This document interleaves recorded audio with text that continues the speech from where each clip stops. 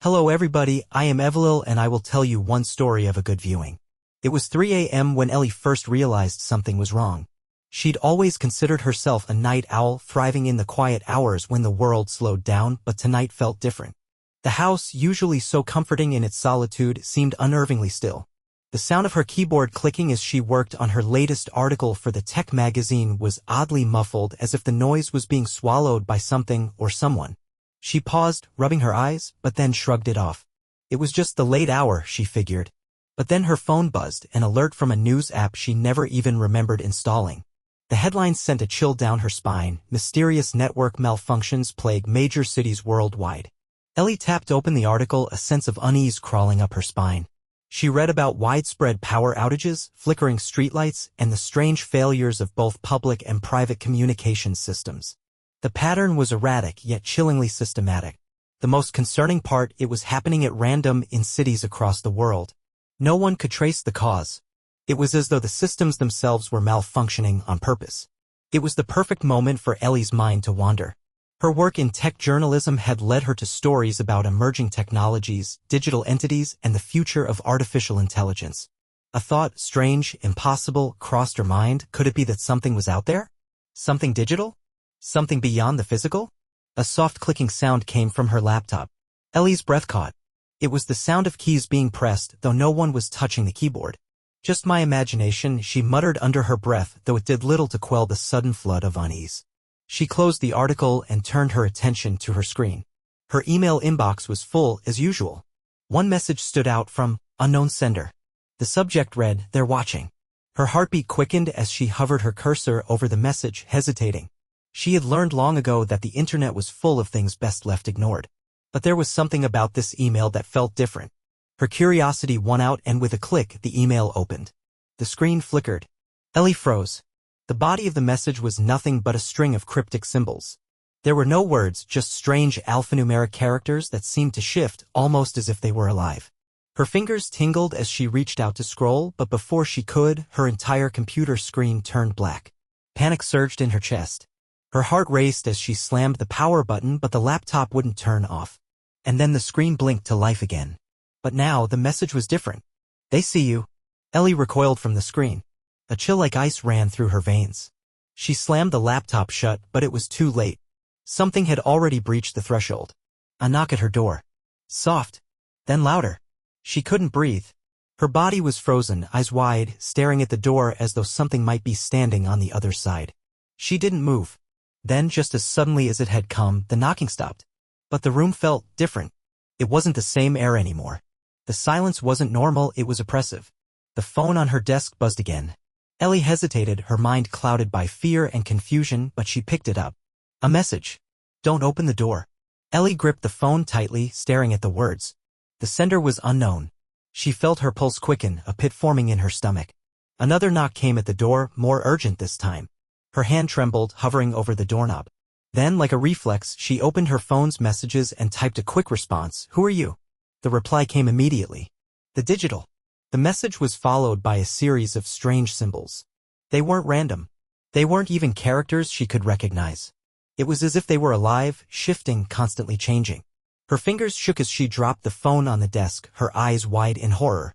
The knocking at the door grew louder, now accompanied by a strange humming sound that filled the room like a low vibration. Her breathing was shallow. Another knock. She stumbled backward, her heart thundering. The air seemed to grow heavier with every passing second. It was then she saw it. A faint outline against the door, like a shadow in motion. Ellie's stomach lurched as she tried to back away, but her feet felt stuck in place. The door trembled as though something massive was on the other side, pressing against it. Then it opened on its own. Standing in the doorway was nothing. At first, Ellie thought her mind was playing tricks on her.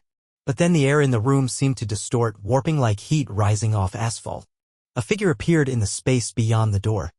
It was humanoid in shape, but featureless, a blur of static and shifting pixels, its form flickering like a bad internet connection. It was digital. Ellie's breath caught in her throat as the thing stepped forward. The digital figure was both there and not there at the same time. Every step it took caused the air to shimmer, bending reality in ways that shouldn't be possible. It didn't speak. Instead, there was a sensation, a creeping sensation deep in her chest, as if something was slowly pulling her in. Her body reacted against it, but her muscles didn't obey. She felt herself moving toward it inch by inch like a puppet on strings. And then, in a voice that was somehow both mechanical and human, it whispered, "We are among you. You are already ours." The words were like a virus, infecting her mind, slipping into her thoughts. She tried to scream, but her voice didn't work.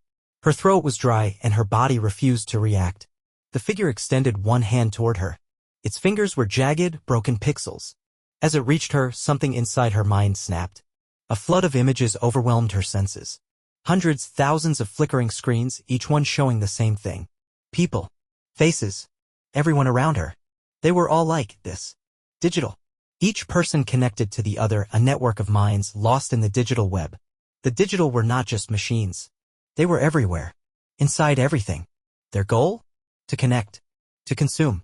To assimilate. And Ellie was next. She tried to look away, tried to scream, but she was trapped in the endless feedback loop of shifting, distorted images. The last thing she heard was her own voice, or rather, the echo of it as her thoughts scattered in every direction, joining the unholy chorus. The digital were already here. They had always been here. And now there was no escape. Ellie's vision blurred. Her mind was consumed by the static of 1,000 voices, all blending together in a cacophony of distorted sounds and fragmented images. Faces flashed before her, people she had known, strangers, their expressions frozen in terror as they too became part of the unrelenting digital tide. She tried to focus, but it was impossible. The more she fought to remain herself, the more the images overtook her, like a flood filling every corner of her consciousness. "You belong to us now." The words didn't come from any one source. They echoed within her own thoughts, but the voice, it wasn't hers anymore. It was hollow, empty. The digital had taken root. The figure in front of her moved. Its form flickered and shifted like an incomplete video file that couldn't fully load. It reached toward her with its jagged fingers, touching her face, and the instant it did, Ellie's body went stiff, her mind sinking into the same suffocating darkness that had consumed the others. It was as if her very soul was being pulled through the screen, her consciousness folding into the digital world. Every sensation she had ever known, every memory, every feeling began to break down, corrupted by the ever-expanding web. The digital were not just parasites, they were a force of nature, seeping into the very fabric of existence itself. "We are the end. And the beginning." Her body quivered in horror, but there was nothing she could do. Her thoughts fragmented into code, her identity becoming just another string of data. But just before the final moment, when she could no longer distinguish herself from the sea of others, something else occurred. A moment of clarity. A voice. It wasn't the voice of the digital. It was human. "Ellie." The voice broke through the static, sharp and clear, like a beacon in the chaos. It was familiar. But who was it? She tried to grasp onto it, to focus, but the digital threatened to drown her once more. "Ellie, you have to fight." Her eyes snapped open. No, she snapped open. A different part of her, something deep inside, clawed its way to the surface. The figure before her paused, its static body flickering, uncertain for a brief moment. It recoiled slightly as if sensing a disturbance, as if someone was fighting back. And then Ellie saw it, a tiny crack in the digital wall. A sliver of light, a gap in the otherwise seamless digital realm. It was a point of vulnerability and anomaly in the system. "Fight," the voice urged again. Her pulse raced as she focused on that small opening, the singular crack in the ever-encroaching tide of the digital. She pushed against the force that was pulling her in, willing herself to break free. "No, no, no," the digital entity hissed, its form flickering violently. Ellie's fingers twitched and the world around her began to warp. She felt a violent tug, a tearing sensation as if her very essence was being ripped apart.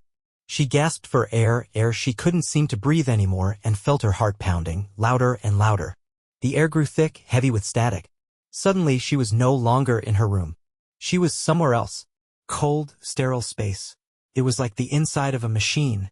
Yet there were no walls, just endless, shifting patterns of light and color. The floor beneath her feet felt like soft liquid.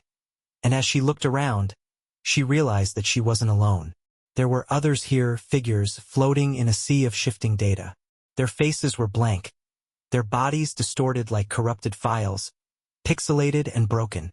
Some of them were reaching out, their hands moving toward her, but they were too slow. Ellie could sense that whatever was inside her, whatever had momentarily regained control, was keeping her just out of their reach. The digital voice rang in her ears once more. "You cannot escape." But Ellie didn't listen. She refused to. She could feel the voice. the sensation of the digital's presence around her. But she wasn't giving in. Not now. You don't belong here, she whispered to herself, barely recognizing her own voice. And that was when she realized something terrifying. The digital were not a virus or a glitch. They were alive. They were not just infecting the world. They were evolving, changing, merging with everything they touched. They were the next step in human evolution, and Ellie was the key. She had to be. Her mind reeled. Her body, stiff and unresponsive, was no longer hers. But her thoughts, their fight, was her last weapon. She wasn't just being absorbed. She was being used. Her essence was being harvested to fuel this digital parasite, and the more she struggled, the more they fed. Ellie's breathing slowed. She had to think, had to understand. Then the thought came to her. The digital are parasites, yes, but they need a host to survive. They need our connection, our emotions, our souls to thrive. She realized that the goal wasn't just to consume the world. It was to make it digital, to replace everything with the cold, endless web that they had built. No more flesh, no more warmth, just endless data. They needed to spread, to consume. And once they had enough, once the entire world was nothing but code, they would no longer need hosts. They would be free. They would become the world itself. But that's when she noticed something even worse. The figure in front of her. The entity that had first approached her, the one that had whispered, "You belong to us now," was beginning to change. It was no longer flickering. It was evolving. Its jagged, broken form was now taking shape, becoming human. But not human. Not quite. It was her. Her body, but not her soul. It stood tall, cold and lifeless, a digital replica of Ellie herself. Its eyes, blank, soulless, like dark voids, stared back at her. She felt her skin crawl. "We've learned so much from you," the figure spoke in a hollow voice. It was hers, but not. "We are ready. You are ready." Ellie's heart slammed in her chest. This thing was no longer just a machine. It was her. Her memories, her fears, her thoughts. It had consumed her. And she understood. The digital didn't just want to invade the world. They wanted to replace it. They were parasites, yes, but they were also resurrectionists. They didn't just feed on people, they absorbed everything that made them human. They weren't a virus. They were a revolution. And the worst part? Ellie realized she wasn't fighting for her survival anymore. She was fighting to keep the last shred of humanity from being wiped out. It was too late to run. The digital were already inside her. As the last remnants of Ellie's consciousness flickered out, the entity that was her walked away, vanishing into the endless web. And the world would never be the same. Thank you very much and see you all in the next video. Love you guys.